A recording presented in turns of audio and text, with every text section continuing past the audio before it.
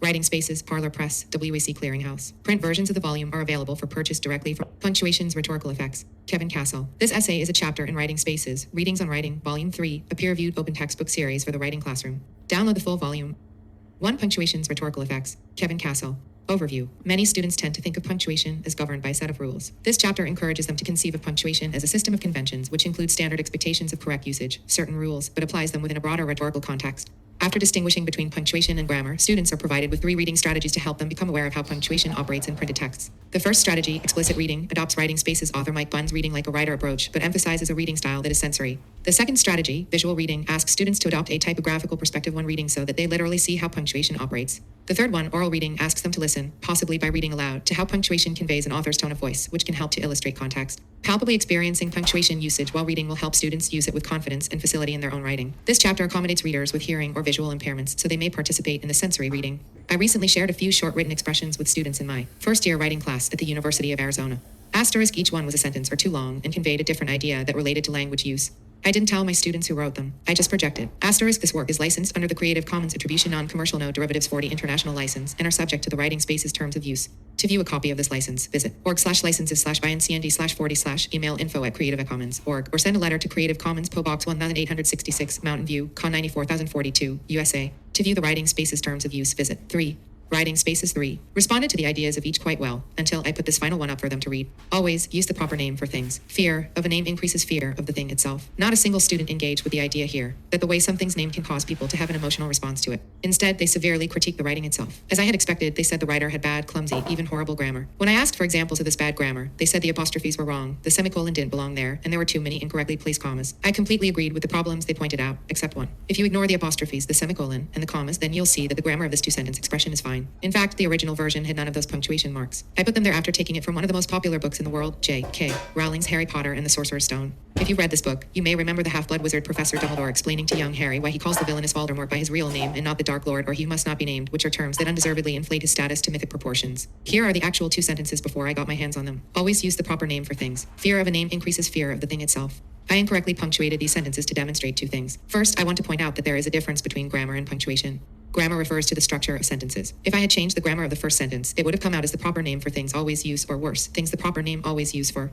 Instead, I just added a number of punctuation marks in places where they didn't belong, which demonstrates my second point. Non-standard use of punctuation not only can confuse or distract readers, it gives them the impression that you can't write well, that you have bad grammar even though your sentences may be grammatically sound. Many of us automatically connect the words grammar and punctuation because we tend to think of them together. Why is that? I think it goes back to our early school days when we first started to learn how to write in English. We learned that we couldn't arbitrarily string phrases into Punctuation's Rhetorical Effects 5, tenses and sentences into paragraphs on a whim. There were rules to follow, and if we didn't follow the rules, our papers would come back scrawled upon with lots of marks we couldn't comprehend. Let's talk for a moment about these rules. You may be surprised to know that many writing instructors, including me, are uncomfortable with this term because it sounds so fixed and rigid. We know that language is fluid and changes when we use it in different situations. Therefore, instead of rules, we prefer to use the more flexible word conventions, which include standard expectations of correct usage, certain rules, but applies them within a broader context in which authors frequently have options on how and when to use punctuation. In other words, we need to use punctuation effectively, not just correctly. This chapter isn't going to teach you the right and wrong ways to use punctuation marks. Instead, it's going to make explicit things we already know about punctuation so that we can understand it better and use it with expression and facility. I just punctuated the word no using idyllicon to stress that, yes, we are all pretty familiar with punctuation simply through our ongoing exposure to written English. All learners of English implicitly acquire this familiarity by reading books, social media posts, posters, road signs, recipes, and even the privacy policies of software products that we download to our computers. Still, many of us, including native English speakers, need to explicitly learn how punctuation operates. One way to do that is to consult the handbooks and online tutorials where we can read about the standard usage expectations, including rules, of punctuation and see correct examples. But there are other ways to learn about punctuation that are not beholden to rules, and this essay is going to show you a couple of them. All you need are these pages you're reading now and a perceptive reading style that another Writing Spaces author, Mike Bunn, calls RLW, reading like a writer. In order to help you understand how punctuation operates in written English, I'm going to ask you to adopt an RLW approach that is sensory. That is, I want you to both see and hear how punctuation operates on whatever page you're reading, including this one. There are 3 strategies I'm going to go over with you that I think will help you learn how to use punctuation effectively in your own writing. Writing Spaces 3. 1. Explicit learning. We all learn punctuation in 2 ways, implicitly, and explicitly by consciously becoming aware of how it's used in Writing Spaces 3. TL strategy upon which the next 2 are based. 2. Visual reading. This RLW strategy involves looking at the typography of a page or screen that you're reading and seeing how punctuation structures the meaning and expression of what we read and write. When we read with such awareness, we learn explicitly things we already have an implicit familiarity with, including certain rules governing punctuation usage. 3. Oral reading. This RLW strategy involves hearing how the prose in a text flows, often by listening to the tone of an author's voice. Italics, dashes, exclamation points, and even semicolons help express an author's tone, their attitude toward what they're writing about, as well as illustrate the context of the situation being described. Although this strategy can involve reading aloud and listening to how your own voice is shaped by punctuation, listening imaginatively, as some hearing-impaired readers or people who identify themselves as deaf do, also works wonderfully. These strategies are not meant to replace standard usage expectations of punctuation described in writing handbooks or online tutorials. They're simply ways to enhance your familiarity with how punctuation operates in written English so that you will use it effectively and correctly when you write your own texts. You can learn a whole lot about punctuation by becoming explicitly conscious of it while reading. My hope is that by doing so you will begin to think of it less as a set of rules and more as a system of conventions with considerable flexibility and important rhetorical effects. Strategy 1. Learning explicitly. If you've been writing in formal English for a long time, you probably don't think twice about putting periods at the end of sentences, commas after items in a list, or apostrophes and contractions like I'm. You just do it out of habit because you've always done it that way. Why is that? In some cases, you were taught these standard usage conventions and have remembered them so well that you don't need to think about them anymore. In other Punctuation's rhetorical effect 7. Cases. Your repeated exposure to written English through storybooks, novels, textbooks, menus, news articles, signs, and posters has allowed you to learn things without realizing you were learning. Cognitive psychologists and educational researchers call our ability to learn without conscious awareness implicit learning. By contrast, they define explicit learning as when we are consciously aware of what we're learning, like when we memorize grammar rules or times tables. Nancy Mann, a composition and rhetorical theorist, has described punctuation as something that is often learned without teaching and more often than not learned despite much teaching. She claims that punctuation decisions are often made by writers not because of what they've been explicitly taught in school, the rules, but because they have acquired an unconscious awareness of its structuring principles simply by reading and writing. Since day one, we've been learning about the world implicitly as well as explicitly. We don't realize the implicit things we're learning, though, until we become conscious of them. This is how it is with punctuation. Rarely do we become explicitly aware of it unless it's really not working the way it should. When punctuation doesn't pop out and announce itself to readers like it does when it's not properly employed, it's invisible. That's why it's important for us to make it visible. In his Writing Spaces essay, How to Read Like a Writer, Mike Bunn describes trying to read books while working in a theater with a lot of noise coming from the stage. By focusing intently on the language as he tried to concentrate, he realized that he was no longer reading like most of us read as readers. Instead, he was reading like a writer, paying close attention to the interesting ways authors string words into phrases, into paragraphs, into entire books. In school, we've been taught to read mainly for information and ideas. When we read for these things, we default to reading like readers. When we read like writers, Bunn tells us, we pay attention to the text, to the choices authors make, the techniques they employ, which influence how readers respond to their writing. What is this author's main idea? What's their purpose? What facts, descriptions, statistics, and historical accounts do they offer to illustrate or support their purpose or idea? He cites Charles Morin, an English professor at the University of Massachusetts, to illustrate what it means to RLW. When we read like writers, we understand and participate in the writing. We see the choices the writer has made, and we see how the writer has coped with the consequences of those choices. We see what the writer is doing because we read as writers. We see Writing Spaces 3. Because we have written ourselves and know the territory, know the feel of it, know some of the moves ourselves. Writing Spaces 3. Even quoting it for emphasis, to illustrate the act of reading like writers. While Morin's seemingly sensory approach to reading is more figurative than literal, he's clearly indicating developing habits designed to make us explicitly learn what we already implicitly know the feel of. Let's literally apply Morin's reading as seeing metaphor by explicitly looking at the texts we read and seeing how punctuation functions in them. I call this next strategy visual reading. Strategy 2, visual reading. This RLW strategy isn't hard to do, but it can take a little getting used to. Reading visually is something we do all the time. For example, at the beginning of this essay, I described a moment in a Harry Potter novel when the half-blood wizard Professor Dumbledore explains to young Harry why he calls the villainous Voldemort by his real name and not the Dark Lord. Even if you have never read a single Harry Potter book or seen any of the movie adaptations, when you read my brief description, did you not picture in your mind a smart, wizard-like man giving advice to a young boy about some mean-looking antagonist? If so, then you were in a sense reading visually. The words wizard, professor, young Harry, villainous, and Dark Lord helped paint a picture of a situation involving 3 different characters. This kind of visual reading, though, is imaginative. We see the situation with our minds, not our actual eyes. In order to see how punctuation operates in written English, we need to look at it with our eyes. If, however, we are non-sighted or visually impaired, then we need to imaginatively see the punctuation using a screen reader. We seldom pay attention to the important ways punctuation shapes our reading of a text because few of us have been encouraged to adopt what composition theorist John Trimber calls a typographical perspective. Typography is the appearance and style of printed language.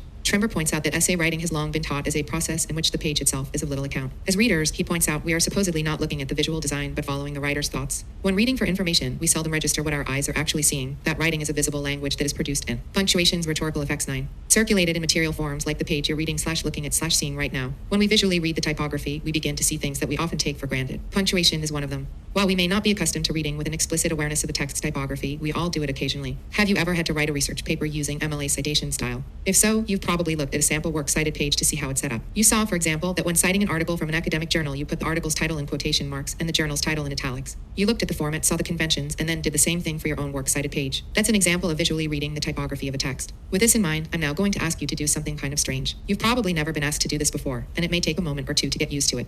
But here goes. When you get to the end of this paragraph, come back and read it again visually from a typographical perspective so that you see the punctuation. With this explicit awareness in mind, think about the purpose or effect of each mark. Are you ready? If so, open your eyes wide. Okay, let's do it. Ready, get set, go.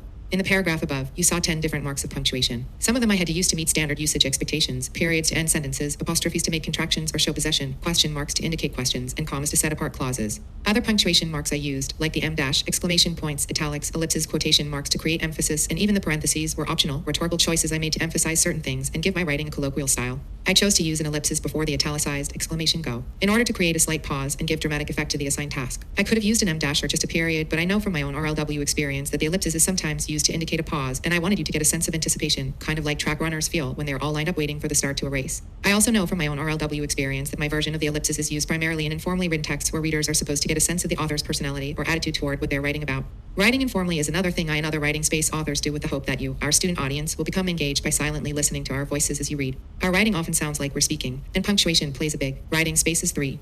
Writing space is 3. Let's turn now to how punctuation can help our writing sound. Strategy 3.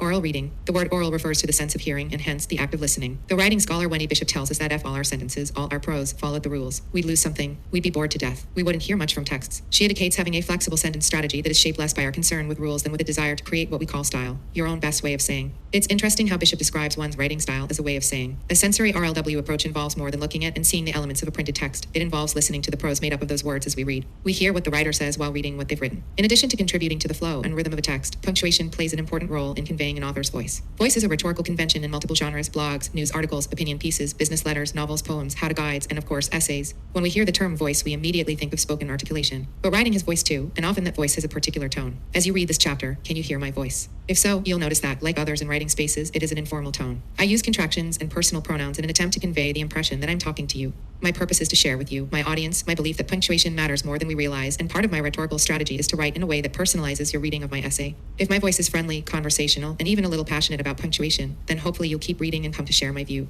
And as you can see with your own typographically trained eyes, I draw from a battery of punctuation marks to help me out. I began this chapter with a 2-sentence expression that was so poorly punctuated it distracted people from engaging with the meaning. If you go back and read it again, you'll realize that it's almost impossible to read aloud. Because we couldn't really hear what it was saying, it failed to create a context, convey meaning, that we could relate to our own experiences. Let's bring this chapter to a close with another 2-sentence expression, but this time I'm going to punctuate the sentences correctly, but in Punctuation's Rhetorical Effects 11. Different ways to demonstrate how punctuation gives a tone of voice to writing. As the punctuation changes, so too does the tone and, along with that, the context of each sentence. When he wrote How to Read Like a Writer, Mike Bunn asked former students for feedback about how to read effectively in the writing class. One student said it was important to have a context for the text you're reading. Often that means identifying the author's purpose and intended audience. But context can often be discerned by listening to their tone of voice and identifying their attitude toward the subject or situation being described. As you will see, even though the words remain the same, the punctuation conveys a very different tone and context for a certain situation. First, let's begin with no punctuation whatsoever. Here is the 2-sentence expression. Writing space is 3. They didn't mislead, they flat out lied. If the author has an attitude here, it's hard to hear because something essential, punctuation, is missing. It may work as a text message where the writers know the context of what's being discussed, but here it's just messy writing on a page. Let's meet the expectations of readers by putting in some standard punctuation marks. Here's the first version, which I'll call expression A. They didn't mislead, they flat out lied. After capitalizing the first word of each sentence, I put the required apostrophe in the contraction don't, 2 periods at the end of both sentences, and a hyphen in the compound adverb flat out.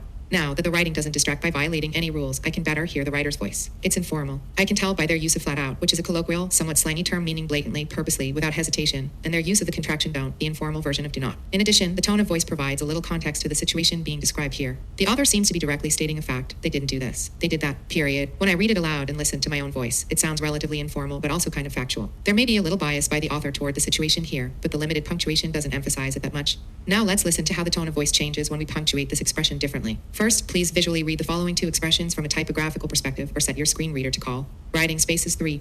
Give each one a distinct context. Then, with each context in mind, orally read it, aloud if possible, or imaginatively with your inner voice, and listen to how your own voice changes to express the differences. B. They didn't mislead. They flat out lied. C. They didn't mislead. They flat out lied. The context implied by expression B is quite different from expression that we just read. In expression B, the writer seems to be surprised by the news that this group of people lied, which is a more egregious act than simply misleading. The ellipsis gives me the impression that the harsh truth of the matter is slowly dawning on the writer. I therefore orally read B with a naive and incredulous tone of voice that lilted upwards and then paused, with a little shudder even, before uttering that fatal final word. The punctuation of expression C, on the other hand, gives me the impression that the writer knows precisely what this unethical group of people did. The quotation marks suggest that this group actually used the word mislead to diminish the severity of their dishonesty. The author quotes their misleading use of mislead mislead, and then emphasizes the dishonesty by italicizing the word lied. Unlike expressions in B, I get the impression of a pretty strong bias here, and so I read aloud C with a sarcastic tone of voice, emphasizing the quoted term mislead and emphasizing even more strongly the italicized term lied. Do you see how punctuation, by conveying the tone of an author's voice, can also illustrate the context of the situation being described? Although expressions A, B, and C have the same basic structure and describe a specific situation, the punctuation provides us with different ways of perceiving that situation. Interesting, huh? Just don't lose sight of the fact that the punctuation in all three expressions is correctly employed so as not to break any rules and distract readers. Final words. As you can see, we can actually learn a lot about writing simply by paying explicit attention to those inconspicuous punctuation marks we're accustomed to gliding over as we read. Sometimes we can even learn the rules themselves, though it's always a good idea to double-check our assumptions with reference to a trustworthy source. Ultimately, though, we should care. Punctuation's rhetorical effects 13. About punctuation not because of the rules but because of our readers. Writing that's well punctuated is more than just correct. It's readable, informative, and often even engaging. In short, it's rhetorically effective. Questions. 1. This chapter encourages you to read both visually and orally so that you see and hear how punctuation functions in writing. Is this kind of reading something that comes easily to you, or do you have to work at it? Do you think it's possible to read for entertainment or information at the same time that you are paying attention to the look and sound of writing? 2. Some writers who listen to writing acknowledge the role punctuation plays in making texts appeal to the ear. Theodore Adorno, a 20th century philosopher, compared punctuation to music. The writer Lynn Truss claims that punctuation directs you how to read in the way musical notation directs a musician how to play. What do you think about this analogy? What else might you compare punctuation to and why? 3.